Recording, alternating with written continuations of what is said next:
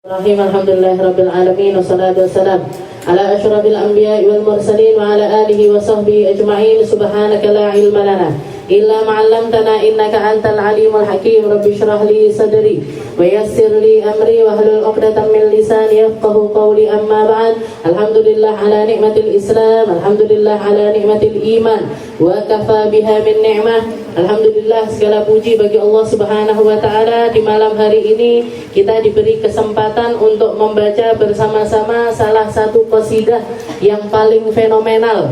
Bahkan para ulama menjulukinya dengan nama Sayyidatul Madaih li Sayyidina Muhammad sallallahu alaihi wasallam. Pemimpinnya qasidah yang pernah ada pujian teruntuk kepada Nabi Muhammad sallallahu alaihi wasallam. Jadi sampai detik ini, sampai sekarang ini belum ada satupun qasidah yang dikarang oleh seorang ulama yang melebihi keindahan bahasa, kedalaman cinta, keindahan untuk dipermainkan di dalam lahan-lahannya, untuk dikasih irama-irama apapun itu bisa masuk, melebihi seperti yang dikarang oleh Imam Abi Abdillah Muhammad Al-Busiri Al-Misri Al-Iskandari. Jadi beliau berasal dari Mesir, kuburnya ada di daerah Iskandaria. Di daerah Iskandaria belum pernah ada satupun qasidah yang sangat indah dan dalam makna-maknanya seperti yang dikarang oleh beliau, yang dikarang oleh Imam Busiri, yaitu qasidah yang tadi itu kita baca. Makanya kalau jenengan yang istilahnya nggak terbiasa baca sholawat, nggak terbiasa untuk baca maulid tiba, baca maulid barzanji, baca maulid-maulid seperti itu, baca burdah mesti kesulitan. Jadi kata-katanya sulit dan orang yang ngerti bahasa Arab sekalipun harus membaca 2 kali, 3 kali, 4 kali untuk bisa memahami makna yang terkandung di dalamnya. Syarah di atas syarah, keterangan di atas keterangan, kedalaman di atas kedalaman, itu yang ada di dalam Qasidatul Burdah. Makanya banyak sekali ulama yang mensyarahkannya, yang berlomba-lomba untuk memaknainya dan juga ngasih keterangan-keterangan di dalamnya, itu karena saking dalamnya makna dari burdah itu sendiri. Dikatakan para ulama, sebagian ulama menamai qasidah ini dengan nama burdah, sebagian lagi menggunakan kalimat bur'ah. Jadi burdah itu ada yang bilang namanya adalah burdah, ada yang bilang namanya adalah bur'ah. Karena salah satu penyebab dari Imam Busiri itu ngarang kitab burdah, jadi Imam Busiri ini muridnya Imam Asyadili. Kalau jenengan tahu ada thariqah namanya thariqah Syadiliyah, ini beliau ini muridnya dari Imam Syadili.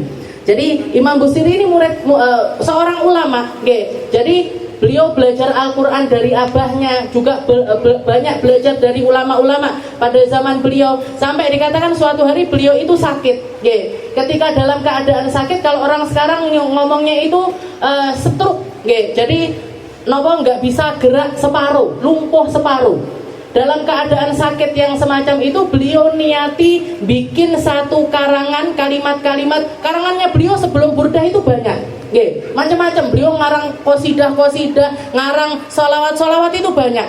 Tapi ketika beliau menderita sakit, beliau niati untuk bikin satu qasidah, nyari syafaat dari Rasulullah SAW. Sampai dikatakan ketika tengah-tengah beliau ngarang, sampai ke dalam kalimat yang mengatakan famablaghul ilmi fihi annahu basyarun, tidak bisa neruskan. Jadi beliau itu kan, orang kalau ngarang itu kan ada kalanya lancar, enak kalanya nulis opo yo. Apa ya? Ini yang pas setelahnya ini apa? Jadi beliau ketika nulis famablaghul ilmi fihi annahu basyarun, sebagian besar ilmu menyebutkan bahwa Nabi Muhammad itu adalah seorang manusia. Annahu basyarun. Akhirnya dikatakan ketika beliau dalam keadaan mentok semacam itu, malamnya mimpi didatangi sama Rasulullah SAW.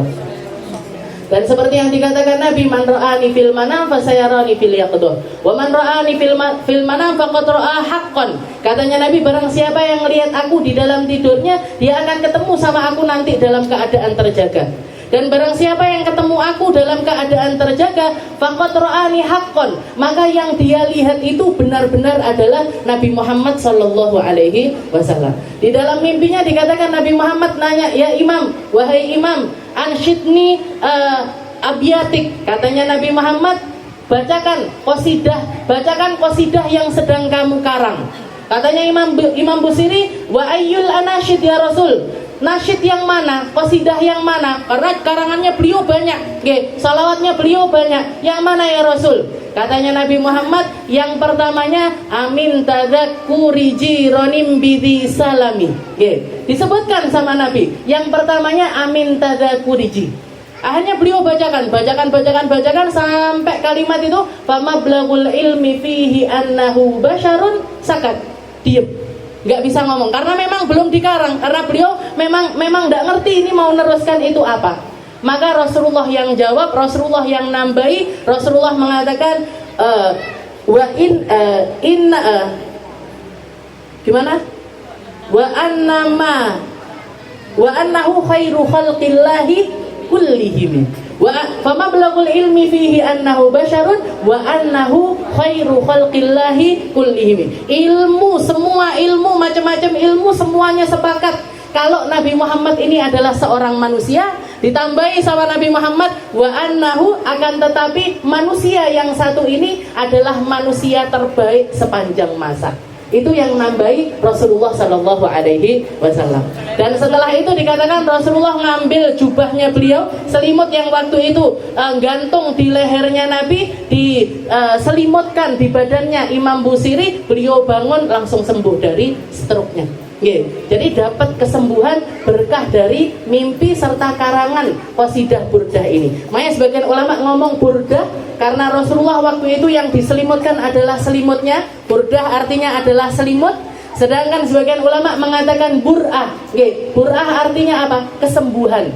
Karena Imam Busiri dapat kesembuhan lewat apa yang beliau karang. Dan setelah itu beliau teruskan, habis itu lancar, nggak ada halangan lagi untuk nuliskan sampai akhir bait, sampai akhir bait yang sekarang ini kita baca, yang dibaca di berbagai macam pondok, yang dibaca di berbagai macam tempat, masjid-masjid, dan juga istilahnya kalau bukan nunjukkan ini adalah dari ikhlasnya Imam Busiri, nggak mungkin kita yang jauh di Indonesia dan juga terpaut masa sangat panjang dari zamannya beliau, karena beliau hidup di masa sekitar tahun 1200-an. Sedangkan kita di tahun 2000. Berarti sekitar 700 tahun yang lalu burdah ini dikarang, tapi masih terus dibaca dan terus dibaca, bahkan terus dilahankan. Kalau kita lihat penyanyi-penyanyi seringkali nyadur kalimatnya. Yang paling sering itu Rabbi balighna maqasidana, ya Rabbi bil Mustafa baligh maqasidana. Itu yang paling sering disadur, diambil, dibikin ini, dibaca di sini, dibaca di sini, ngambil secuplik dari qasidah burdah dan dipakai di mana-mana, dan terus berkembang lahannya, terus dipakai untuk qasidah di mana-mana. Ini gak mungkin kalau bukan karena Allah Ta'ala naruh qabul lahu, nunjukkan kalau Imam Busiri ini amalnya makbulah. Apa yang beliau karang ini adalah sesuatu yang bawa manfaat pertama untuk berdiri beliau sendiri dan untuk umat Islam pada umumnya. Dan sampai sekarang belum ada yang bisa ngalahkan keindahan dari qasidah burdah. Jadi kalau kita dikasih kesempatan untuk membaca, ini luar biasa, luar biasa, istilahnya porsi yang sangat besar dari makna keimanan dan kecintaan kepada Rasulullah Shallallahu Alaihi Wasallam. Dan ini saya niatkan, mulai malam ini kan Umi minta biar ada diterbangi, ben rame, dikasih terbang apa? Masuk terbang di hadroi, biar rame. Saya niatkan juga setiap kali pertemuan kita baca burdah, nanti kita kulik satu bait atau sedikit. Kalau kita ngomong syarah ini nanti panjang, tapi kita ambil secuplik dari makna burdah itu sendiri, ben tambah iso ngerti, ben tambah, karena mau contoh kadang-kadang apalagi awal-awal suwine kurang pirang lembar iki. Nggih, kurang pirang lembar iki. Biar lebih terasa nggih, biar lebih mantep macane nggih, nanti kita syarahkan sedikit-sedikit tentang burda. Kita lanjutkan pembahasan kita di dalam kitab Al-Ibanah wal Ifadhah, masih bahas tentang haid, nifas, istihadah, ila an qala al-muallif rahimahullahu taala wa nafa'ana bihi wa bi ulumi fid darain al-khamis al-lubthu fil masjid. Kemarin kita bahas tentang keharaman tawaf, keharaman megang mushaf, keharaman membawa mushaf, juga keharaman untuk berdiam diri di dalam masjid. Katanya Nabi Muhammad SAW, inni la uhillu al-masjida li haid wala li junub. Saya mengharamkan masjid ini untuk ditempati atau diduduki oleh seseorang yang sedang haid ataupun juga nifas. Lagi haid, nifas ataupun junub nggak boleh berdiam diri di dalam masjid. Dan beliau juga mengatakan wa kadzalika yahrumut taraddud fil masjid li'anna taraddud yushbihul mukuth. Juga dilarang hukumnya mondar mandir di dalam masjid. Nggih. Mondar mandir. Nggih. Wira wiri. Itu enggak boleh. Nggih. Kamu ngapain lagi haid tapi melek ning gone masjid? Nggih. Melbu metu, melbu metu, melbu metu. Kalau niatnya murur, niatnya murur masuk dari satu pintu untuk keluar dari pintu yang lainnya masih nggak apa-apa. Tapi riwari tok ning gone jero masjid, ini hukumnya tetap haram. Karena yushbihul mukut, itu sama saja dengan berdiam diri. Dan kemarin saya juga sempat menyinggung tentang masalah wakaf. Wakaf itu tergantung sama yang mewakafkan. Jadi kalau memang kita pengen wakaf, kita niat untuk ngasih tanah kita, yang pertamanya hakut tasarrufatihi fi haqqih, yang pertamanya hak tasarrufnya itu ada pada diri kita, mau kita lepaskan, itu namanya adalah wakaf. Dan wakaf ini terserah kita. Saya punya tanah, mau tak bikin pondok, monggo. Saya punya tanah, mau tak bikin musola, monggo. Saya punya tanah, mau tak bikin pasar yang hasilnya atau keuntungannya nanti dipakai untuk maslahatnya orang muslim, boleh. Saya wakaf tanah untuk masjid, silahkan. Tapi di sini patokannya, kalau sudah orang niat wakaf untuk masjid, maka hukumnya sepenuhnya harus taat dengan hukumnya masjid. Gak boleh sembarang dikotorin, gak boleh sembarangan dipakai untuk hal-hal yang gak ada kegiatannya sama masjid. Dan gak boleh ngambil apapun dari masjid untuk kepentingan diri sendiri. Jadi misalkan kita rumahnya tetanggaan sama masjid, pepetan, dempet sama masjid. Kita mau bikin acara di rumah, akikoan misalkan, atau ulang tahunan, milih karpet di masjid lah. Unu mau masjid, ngambil karpetnya, dibeleber di rumahnya, haram hukumnya.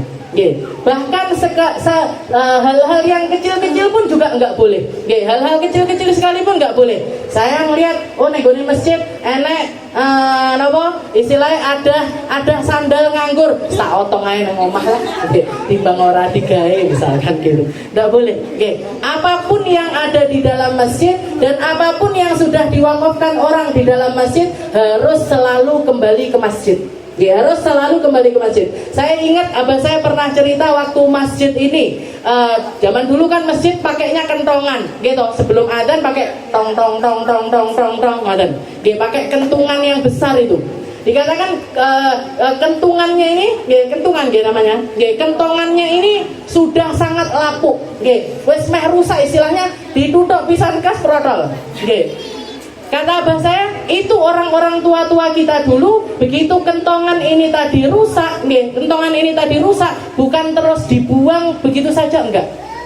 Gali, jadi tekel itu, keramik itu dibongkar, sekiranya sepanjang dari kentongan itu, begitu setelah dibongkar, gali tanah sedikit, kentongannya ditaruh, dibalik neneh.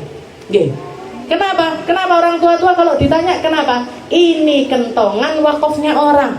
Ini kentongan dibeli pakai uangnya orang yang wakaf untuk masjid. Maka apapun yang keluar darinya atau apapun yang beralih fungsi darinya, meskipun karena rusak sekalipun, nggak boleh sembarangan dibuang.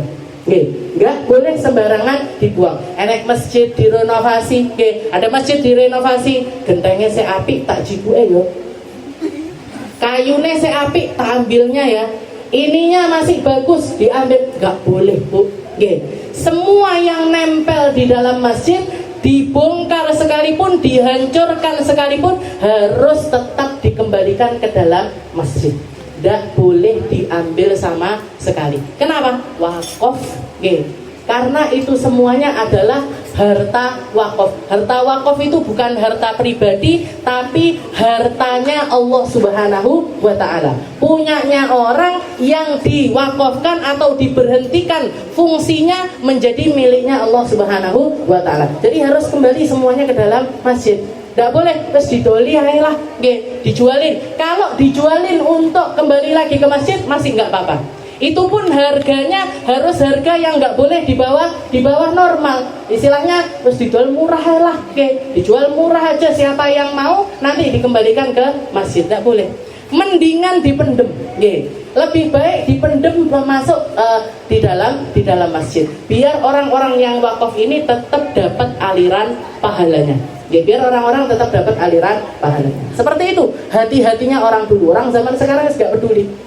Jiko ndak lek sandal ndak, sapune masjid disile, cikrake masjid disile, kipase masjid disile, piringe masjid disile, boten pareng, ndak boleh. Semuanya punyanya masjid, yang dibeli pakai hartanya masjid, maka semuanya harus kembali ke masjid. Masih mending istilahnya masih ndak apa-apa kalau misalkan uang masjid itu dipakai untuk semua keperluannya masjid. Kayak bayari imam, bayari muadzin, bayari orang yang tukang iqamah ataupun siapapun yang kerja tukang bersih-bersihnya masjid, dananya masjid dipakai untuk bayari mereka, bukan masalah. Ketimbang jenengan nyari yang gratis-gratis akhirnya malah nggak dapat. Dan semua ulama sepakat kalau misalkan ada pilihan antara muadzin yang suaranya bagus dengan muadzin yang suaranya tidak bagus, yang bagus suaranya minta bayaran, yang nggak bagus nggak minta bayaran, kita harusnya sunnahnya milih yang bagus walaupun minta imbalan. Milihnya yang bagus dan minta imbalan. Kenapa? Orang kalau Pak Pun suara niku anugerah. Suara itu anugerah. Orang kalau lahir dikasih anugerah suara bagus, ya harap dia apa-apa nih bangga api. Kalau sudah suara ini nggak bagus, jenengan dadekne vokalis, saya ngerungokne kupinge loro. Lah masjid-masjid juga seperti itu, muadzin, tukang iqomah, jadi orang harus sadar suaraku ki api opo elek, elek mundur aja. Tapi kalau misalkan kita suaranya memang bagus, silahkan maju. Dan ulama mengatakan mendingan kita nyari orang yang suaranya bagus meskipun minta bayaran, dibayar pakai uang apa? Pakai dananya masjid. Gak apa-apa. Fa'innahu, katanya para ulama, karena suara bagus itu lebih diterima telinga dan lebih diterima hati. Lebih diterima telinga dan juga lebih diterima hati. Jadi tidak apa-apa. Dan Rasulullah ngasih imbalan sama orang-orang yang berkecimpung atau punya jasa di dalam agama. Jadi tidak harus nyari, kudu ikhlas. Imam kudu ikhlas. Apa namanya? Lek makmum ya panggil kudu ikhlas. Makmum jenengan mengharapkan apa? Makmum dibayari. Jadi lek imam kudu ikhlas, muadzin kudu ikhlas. Enggak boleh entuk bayaran, enggak boleh mengharap-harap bayaran. Kalau ada muadzin yang memang dia mengikrarkan untuk dirinya enggak mau dibayari, itu kemuliaan untuk dirinya. Tapi ketika kita bayari, kita yang dapat kemuliaan. Ketika kita memperhatikan ekonominya mereka, kita yang dapat kemuliaan dari orang tersebut. Jadi podo-podo no ikhlase. Imam belajar ikhlas, makmum ya belajar ikhlas. Yang ngajar belajar ikhlas, tidak mengharap-harap bayaran dari orang.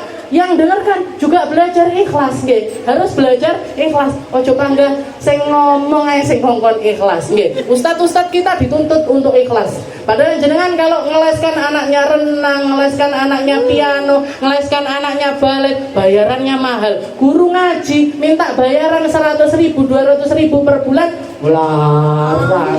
Nggih. TPQ 15.000, larang. Nggih. Bayare ngancrit-ngancrit. Gitu mintanya ilmunya manfaat. Nggih. Gitu mintanya ilmunya manfaat, barokah, tambah jadi anak solih, solihah. Piye jalannya? Nggih. Dari mana jalannya hal yang semacam itu? Kita balik lagi. Nggih.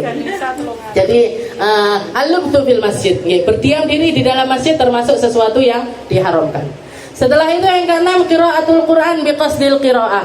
Hal perkara keenam yang juga diharamkan bagi mereka-mereka yang dalam keadaan haid ataupun nifas adalah baca Al-Quran dengan niat membaca.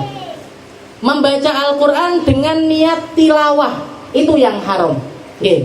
Jadi baca Al-Quran, niatnya untuk membaca Al-Quran, di situ hukumnya adalah haram. Selain untuk niat membaca, maka hukumnya tidak haram. Okay. Selain untuk membaca, maka hukumnya tidak haram. Seperti apa? Fala yahrum. Kal istishfa, kayak nyari obat boleh. Wa tahassun, ataupun juga menjadikan Al-Quran ini benteng diri kita, maka juga tetap boleh. Awit tabarruk, ataupun nyari barokahnya Al-Quran untuk diri kita, itu juga tidak apa-apa. Okay. Istishfa ini kayak apa? Nggih, nyari kesembuhan ini gimana? Nggih, kita sakit misalkan, nggih, kita sakit. Katanya Nabi Muhammad, ambil air, nggih, bacakan surat Al-Fatihah, nggih, bacakan surat Al-Fatihah. Setelah itu ditiupkan ke air tersebut, setelah itu airnya diminum. Nah, kita niatkan untuk nyari kesembuhan dari sakitnya kita. Maka baca Fatihah di situ hukumnya adalah nggak apa-apa. Istilahnya nggak dosa, meskipun kita dalam keadaan haid. Ataupun juga tahassun. Tahassun ini biasanya kalau jenengan rutin baca rotib haddad, nggih, rutin baca rotib alatos, rutin membaca surat Al-Muluk setiap malam, rutin membaca surat awal 10 ayat pertama dari surat Kahfi sama 10 ayat terakhir dari surat Al-Kahfi untuk bentengi diri dari fitnahnya Dajjal. Niatnya adalah litahassun, bentengi diri. Rotib haddad itu fungsi utamanya atau fungsi yang paling masyhurnya adalah jadi benteng diri. Jadi benteng diri dan juga keluarga. Rotib alatos juga seperti itu. Dan kalau kita lihat di dalam rotib-rotib itu kan mesti ada Al-Qur'annya, gitu. Ada Fatihahnya, ada ayat kursinya, ada akhir dari surat Al-Baqarah, ada Al-Ikhlas, ada An-Nas, ada Al-Falaq dan lain sebagainya. Gimana? Kita lagi haid baca rotib haddad boleh apa enggak? Boleh. Kenapa? Karena niatnya untuk tahassun. Ataupun juga yang kalau kita keluar secara spontan, misalkan jenengan pulang ngaji ngeten, rumahnya kebetulan ngliwati kuburan, omahe ngliwati kuburan. Begitu meh 2 meter lagi kuburan, merinding sak badan. Ini berarti kan ada sesuatu, gitu. Lah merindingnya kan biasanya ada sesuatu yang nggak kasat mata mendekati kita. Jenengan saking wedine, Allahu la ilaha illa huwal hayyul qayyum la ta'khudhuhu sinatun wa la naum. Baca ayat kursi, baca ayat kursi. Padahal lagi haid, ngelewati kuburan itu tadi. Gimana hukumnya? Boleh. Jadi tetap boleh baca Al-Qur'an.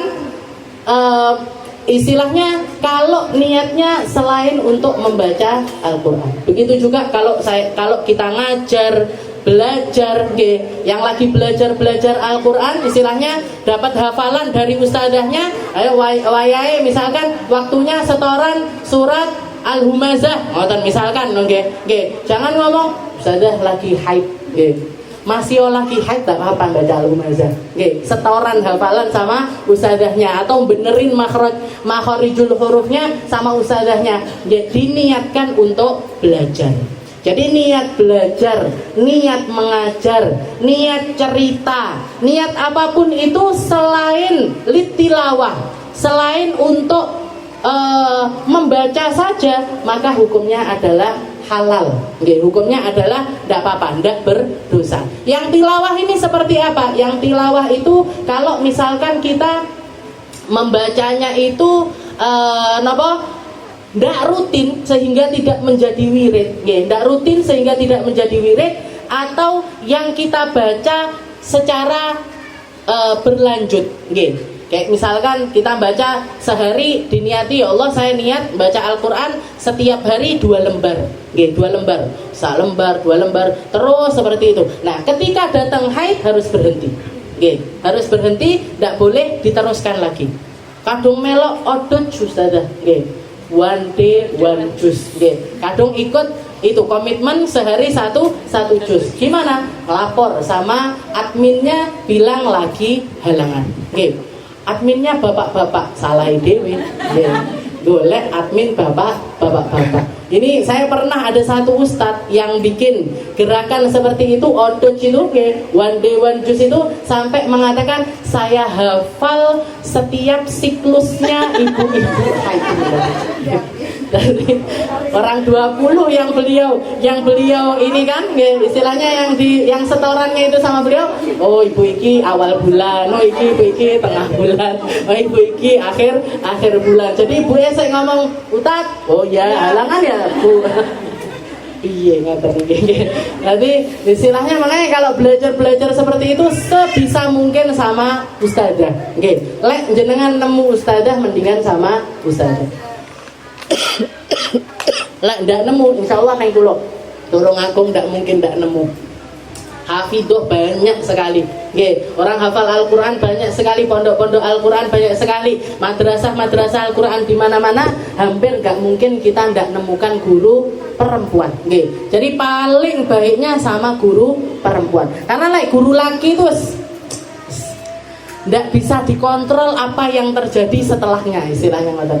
Jadi mau termasuk malah ngerti siklusnya ibu-ibu, nanti pikirannya kan bisa kemana-mana. Dilalah setelah haid tiba-tiba meteng. Oh ibu iki bojone, oh berarti kae pas kae.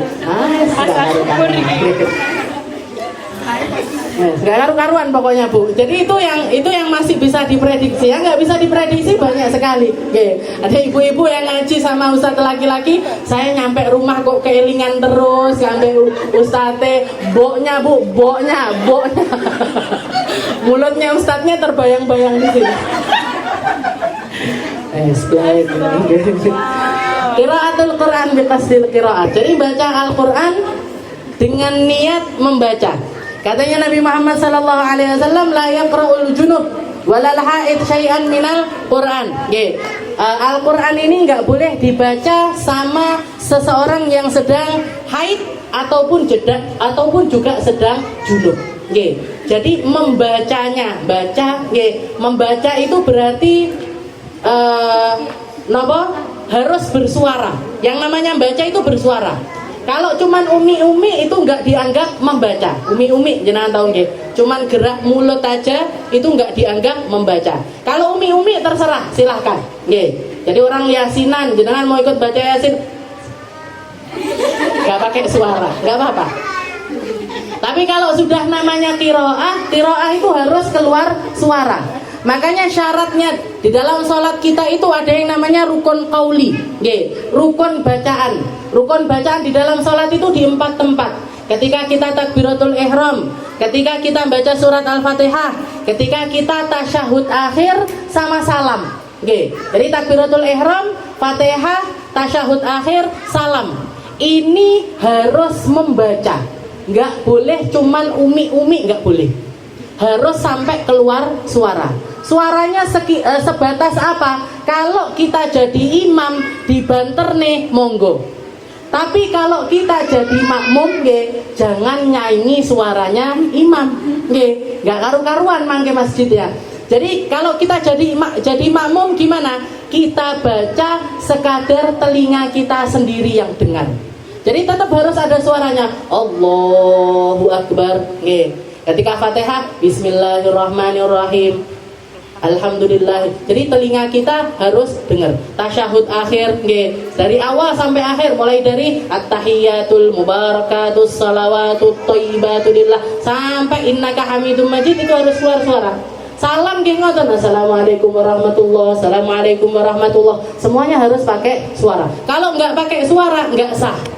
Kenapa? Karena ini masuknya rukun qauli, rukun bacaan, rukun yang pakai bacaan, bukan cuman gerakan saja. Nah, yang diharamkan di sini bacaan Al-Qur'an ini yang diharamkan gimana? Yang dibaca, yang dipakai untuk baca. Kalau cuman sekedar gerakan mulut saja, maka hukumnya tidak apa-apa. Dan sebagian ulama mengatakan ada orang-orang khusus yang tetap diperbolehkan untuk membaca Al-Quran meskipun mereka dalam keadaan haid, yaitu mereka-mereka yang sedang menghafal Al-Quran atau sudah hafal Al-Quran. Para hafidh-hafidhah ataupun orang yang sedang menghafal Al-Quran tetap boleh membaca Al-Quran meskipun dia dalam keadaan haid. Tapi tetap nggak boleh terlalu keras. Tetap nggak boleh terlalu keras. Jadi misalkan hafidhah bikin rutinan apa niku khatmil, bikin hataman Al-Quran. Ada salah satu diantaranya yang haid, maka harus bilang, saya lagi haid, saya tak nyemak aja, ndak usah megang mic. Yang megang mic yang suci-suci saja. Jadi walaupun dibolehkan untuk mereka, karena ada kewajiban lain bagi orang-orang yang hafal Al-Quran ini, mereka punya kewajiban double, yaitu menjaga hafalannya. Maka ulama membolehkan, tapi sekedarnya tidak boleh jadi pemimpin atau tidak boleh yang jadi istilahnya nyuarakan terlalu keras, tidak boleh nyuarakan terlalu keras. Jadi kalau lagi haid, harus diserahkan kepada mereka-mereka yang suci. Nah ini, jadi untuk yang hafal Al-Quran atau atau yang sedang menghafal Al-Quran, orang yang lagi menghafal Al-Quran boleh tetap membaca, tapi hanya untuk murojaah aja, tidak boleh nambah hafalan. Jadi kalau anak atau orang yang sedang ngafalin Al-Quran lagi haid, maka dia boleh murojaah. Saya sudah hafal juz 30 sama juz 29 misalkan, mau masuk juz 28, lagi haid, datang haidnya, mana yang boleh dibaca? 29, 30. 28 nambah hafalannya itu di stop dulu, nunggu sampai suci. Nunggu sampai suci baru silahkan meneruskan hafalan. Nah, seperti itu. Itu hukumnya untuk mereka yang menghafal ataupun juga sudah hafal Al-Quran. Setelah itu yang keenam, wa ajma'al fuqaha ala jawazi tasbih wa tahlil wa sairil azkar ghairal Qur'an lil haid wan nufasa. Dan ulama tidak ada perbedaan pendapat di dalam pembolehan tetap baca tasbih, baca tahlil, baca zikir-zikir apapun untuk orang haid ataupun nifas tetap boleh. Ada banyak yang nanya, sudah lagi haid boleh nggak baca burdah? Boleh. Burdah itu full awal akhir, tidak ada Al-Qurannya. Baca maulid boleh apa enggak? Boleh. Baca dalail khairat boleh apa enggak? Boleh. Baca zikir apapun, tahlilan boleh. Tapi ketika ayat-ayat Al-Qurannya kita harus sadar bahwa itu Al-Quran. Dan kalau niatnya untuk istilahnya untuk selain tilawah, maka tetap diperbolehkan. Aku tak moco, sekalian benerkan makhrajnya huruf. Saya tak tetap baca. Ada orang yasinan pengen tetap ikut baca yasin, sekalian untuk ngelatih biar bacaannya tambah benar. Maka silahkan diniatkan sesuatu yang lain. Yang penting bukan niat tilawah, bukan niat untuk baca Al-Quran. Itu yang keenam. Yang ketujuh sekarang as-saum, puasa. Keharaman yang ketujuh adalah puasa. Ajma'atil ummah ala tahrimis saum ala al-haid wan nufasa wa ala annahu la yasihhu saumuha. Wa dalil ala tahrimis saum hadits Aisyah radhiyallahu anha. Ulama semuanya sepakat bahwasanya puasa ini diharamkan bagi mereka-mereka yang sedang dalam haid dan juga nifas. Dan juga bukan cuman haram dan tidak sah. Haram dan tidak sah. Jadi kalau ada orang lagi haid tetap puasa, puasanya tidak dianggap dan tetap wajib dikodok di hari yang lainnya. Tetap wajib dikodok di hari yang lainnya. Sampai kapan kesempatan untuk ngodoi ini? Sampai sebelum datang Ramadan berikutnya. sampai sebelum masuk Ramadan berikutnya, meskipun H-1. Jadi besok Ramadan masih punya kodok puasa, hari ini dikodoi nggak masalah. Jadi tidak ada keharaman sampai masuk Ramadan berikutnya. Jadi puasa ini haram dan tidak sah. Haram dan tidak sah. Dan ketika kita suci, ketika kita suci dari haid ataupun nifas, hukumnya wajib untuk puasa. Bahkan sebagian ulama mengatakan, misalkan ada orang suci di tengah-tengah hari puasa, maka sunnah hukumnya untuk imsak. Jadi sunnah hukumnya untuk meneruskan puasa meskipun paginya nggak puasa. Misalkan ada perempuan haid, sucinya duhur, suci besoknya duhur itu suci. Kan pagi kan nggak puasa karena dia lagi masih dalam keadaan haid. Duhur sudah suci, maka antara duhur sampai maghrib itu sunnah hukumnya, sunnah hukumnya untuk imsak, untuk menahan diri, nggak makan, nggak minum. Orang malah aku kan suci ne duhur mang, saiki bakso, berasar bakso. Ada orang lagi puasa, nah enak toh. Aku sudah suci, sholat asar baru sholat asar mie ayam. Jadi sunnah hukumnya untuk imsak, meskipun puasa hari itu nggak dianggap. Meskipun puasa hari itu nggak dianggap, tapi disunnahkan untuk tetap melaksanakan imsak. Jadi setelah suci maupun ketika datangnya haid itu sunnah untuk imsak.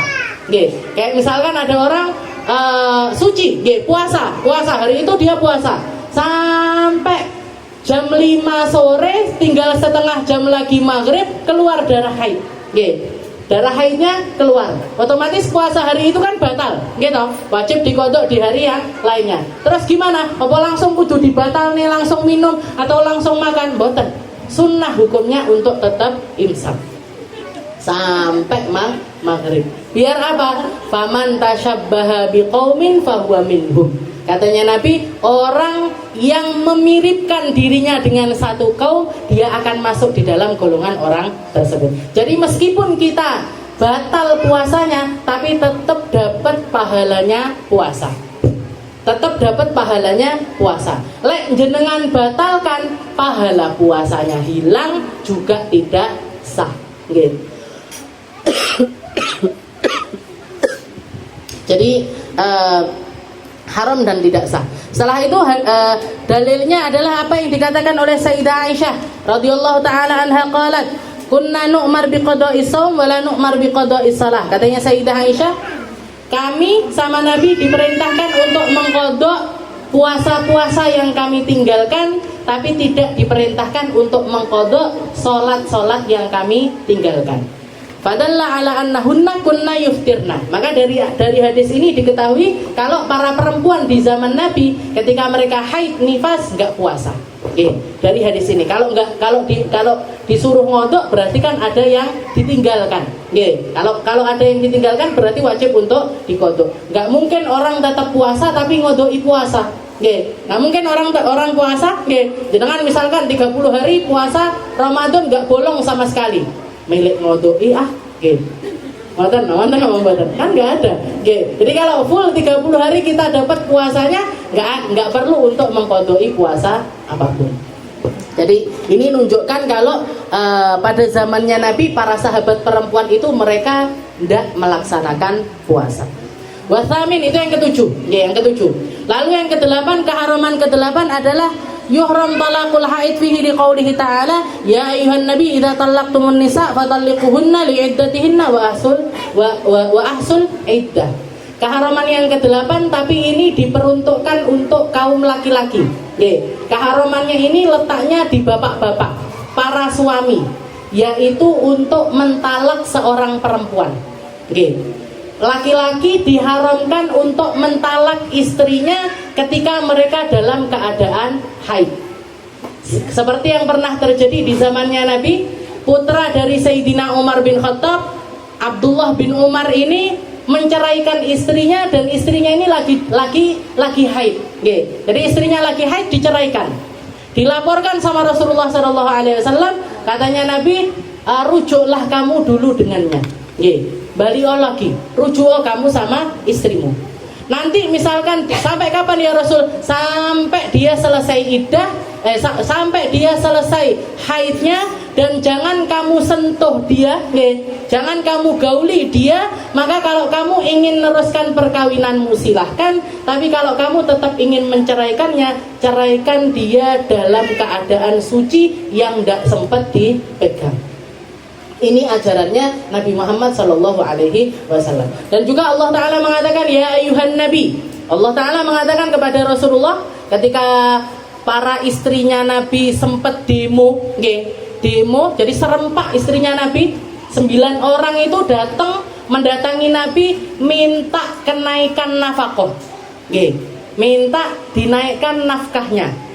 Padahal mintanya itu nggak banyak. Kalau kita rupiahkan gitu, misalkan kalau setiap bulannya itu dikasih jatah 1 juta, mereka itu cuma minta 1.100.000, tapi bareng songo, gitu.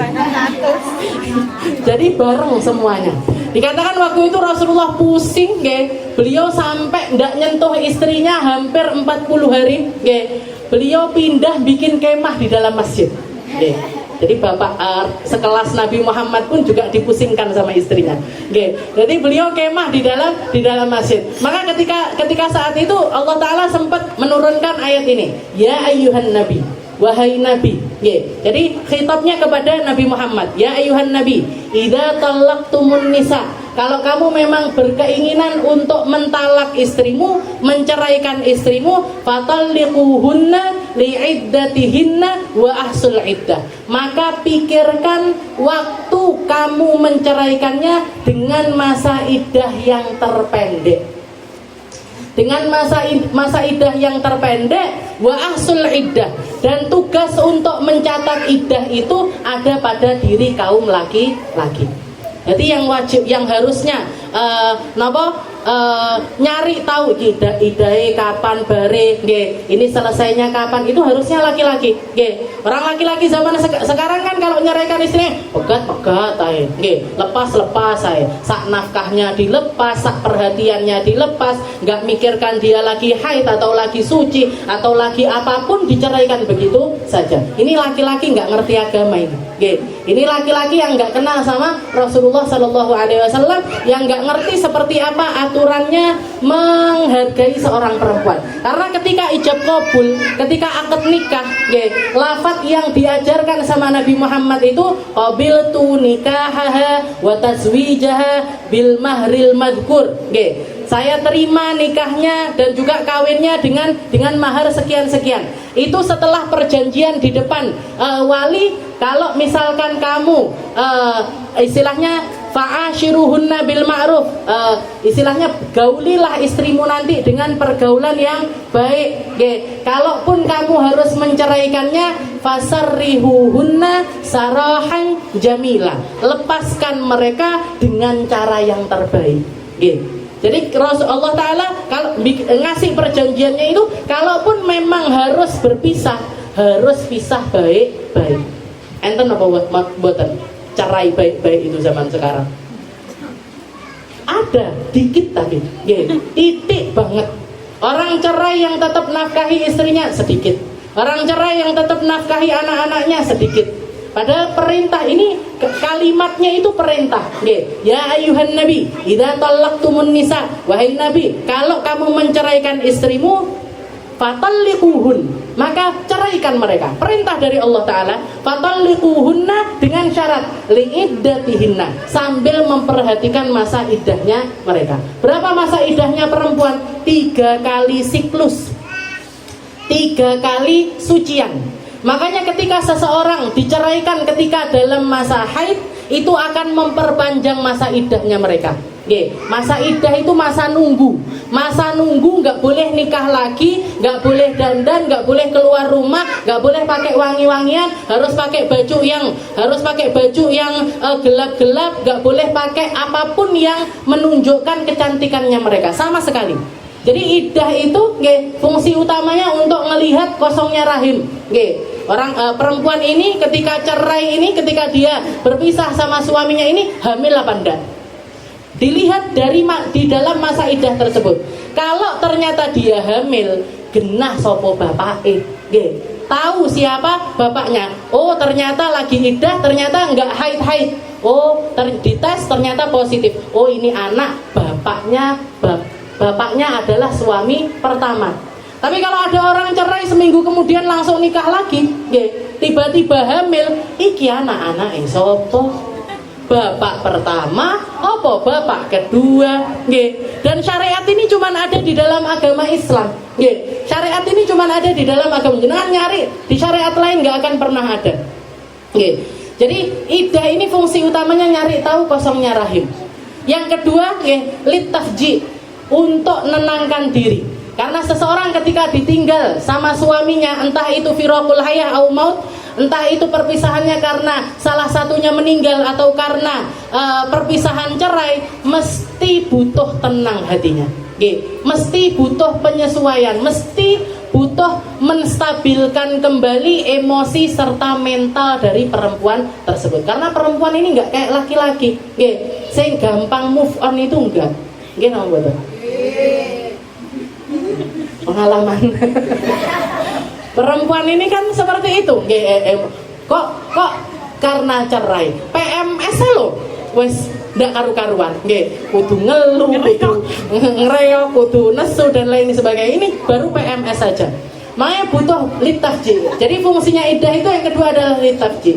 Yang ketiga fungsinya liibadatillah, untuk beribadah kepada Allah Subhanahu wa ta'ala, untuk menyesuaikan diri kembali setelah sebelumnya menjalani hari-hari dengan pasangan, istilahnya tidur sama suaminya, makan bareng suaminya, kemana-mana diantar suaminya. Setelah terjadi perpisahan, dia harus mengembalikan rasa yang sebagian ada pada suaminya ini, dikembalikan kepada Allah Subhanahu wa ta'ala.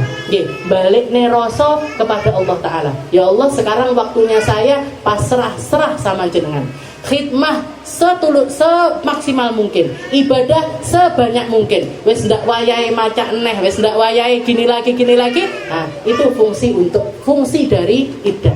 Bahkan untuk bukan untuk orang merdeka, untuk budak. Di zamannya Nabi dulu kan ada yang namanya perbudakan. Budak itu boleh dipinjam-pinjamkan. Dan kalau perempuan termasuk diantaranya itu boleh digauli sama tuan orang yang minjam ini tadi. Zaman dulu, di zaman masih ada perbudakan. Maka setelah Islam datang, untuk minjamkan budak perempuan itu juga ada aturannya. Mereka sebelum pindah tangan ke tuan yang baru harus jalanin iddah separuhnya iddahnya perempuan merdeka. Jadi kalau perempuan merdeka 3 kali sucian, maka mereka cukup 2 kali sucian, cukup 2 kali siklus. Kalau misalkan tuannya yang pertama mati, kalau orang merdeka iddah wafat atau iddah karena perpisahan sama suami itu 4 bulan 10 hari, maka untuk perempuan-perempuan budak-budak niki cukup 2 bulan 5 hari. Jadi untuk pindah ke tuan yang baru pun juga harus menjalani yang namanya iddah. Jadi genah, rahimnya bersih, kemaluannya bersih, kehormatannya bersih, semuanya diatur sama Allah Ta'ala dengan pengaturan yang luar biasa. Fatalliquhunna li'iddatihinna, katanya Allah Ta'ala, ceraikan mereka sambil memperhitungkan masa iddahnya mereka. Wa ahsul iddah, dan hitunglah masa iddahnya mereka. Hitunglah masa iddahnya mereka. Wa ma'ana la yahidaratum talaq fatalini wa asal iddah ay faduha lituraji'uha qabla faraghiha. Walamma talaqa Ibnu Umar, nah ini seperti yang diceritakan tadi, nah, seperti ketika Abdullah bin Umar menceraikan istrinya ketika dalam keadaan haid, sama Nabi suruh balik dulu, nunggu masa suci, begitu suci baru setelah itu diceraikan. Karena bedanya ngeten. Kalau orang lagi haid, orang lagi haid, ya kalau di akhir haid masih lebih pendek. Tapi kalau di awal haid, maka dia harus nunggu sekitar 7 sampai 10 hari. 7 sampai 10 hari sampai mengalami suci. Suci saat itu, suci saat itu belum masuk hitungan iddah. Baru setelah dia ketemu haid berikutnya, haid suci 1, haid suci 2, haid suci, 3 ketemu darah keempat baru selesai masa iddahnya. Jadi ada tambahan masa iddah dari masa haid sama suci yang pertama ini tadi. Dan ketika perempuan dalam keadaan suci tapi sempat digauli sama suaminya, itu juga panjang iddahnya. Jadi dia nunggu di waktu suci, di waktu suci sampai ketemu haid. Haid ini tadi belum masuk hitungan. Sampai dia suci haid 1, suci haid 2, suci haid 3, suci keempat baru dia selesai iddahnya. Baru dia selesai iddahnya. Tapi kalau perempuan ditalak ketika dalam keadaan suci, suci saat itu sudah masuk hitungan. Suci haid pertama 1, suci haid kedua 2, suci haid ketiga 3, haid keempat selesai masa iddahnya. Selesai masa iddah. Jadi perempuan ketika, makanya dikatakan orang laki-laki kalau menceraikan istrinya ketika dia dalam keadaan haid dinamakannya talak bid'ah. Talak bid'ah, talak yang enggak sesuai dengan aturannya Rasulullah Shallallahu Alaihi Wasallam. Berarti ada dosanya, berdosa. Tapi panggah jatuh talaknya. Jadi meskipun laki-lakinya berdosa, tapi tetap talak atau sesuatu yang keluar dari kata-kata suaminya berupa kata-kata cerai ini tetap dianggap hitungannya. Tetap dianggap kayak Abdullah bin Umar itu tadi, ketika dia menceraikan istrinya lagi haid, itu dianggap jatuh talak 1. Dirujuk, setelah itu ditalak lagi, maka jatuh talak 2. Setelah itu perpisahan selamanya. Itu yang dilakukan oleh Abdullah bin Umar. Setelah itu yang ke-9, al-murur fil masjid in khafat talwithu, wallahu a'lam bishawab. Insyaallah kita lanjutkan di pertemuan yang